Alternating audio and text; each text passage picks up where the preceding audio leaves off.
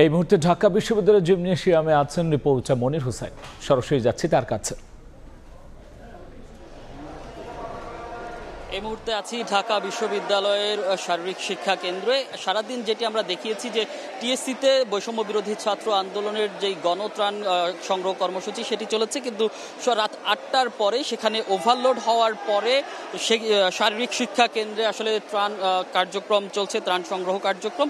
এবং টিএসসির যেখানে আসলে এতক্ষণ ত্রাণ কার্যক্রম চলছিল সেখানে এখন শুধু নগদ অর্থ সংগ্রহ করা হচ্ছে। আর এখন সবশেষ খবর পাওয়া পর্যন্ত আমরা যেটি জানতে পেরেছি, নগদ প্রায় 3.5 কোটি টাকার মতো আজকে তারা সংগ্রহ করেছে। অর্থাৎ আজকে সারাদিন যে নগদ অর্থ মানুষ দিয়েছেন সেই সংখ্যাটা এখন পর্যন্ত প্রায় 3.5 কোটি।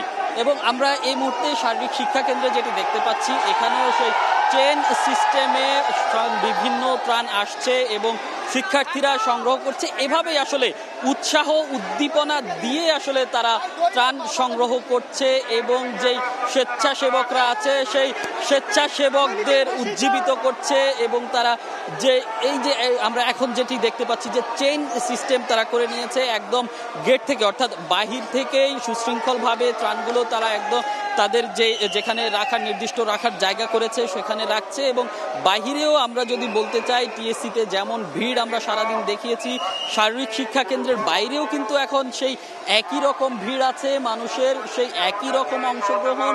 তারা আসলে যে যা পারছেন, সারাদিন আমরা বলেছি যে যা পারছে জামা কাপড় নিয়ে আসছে, খাবার নিয়ে আসছে।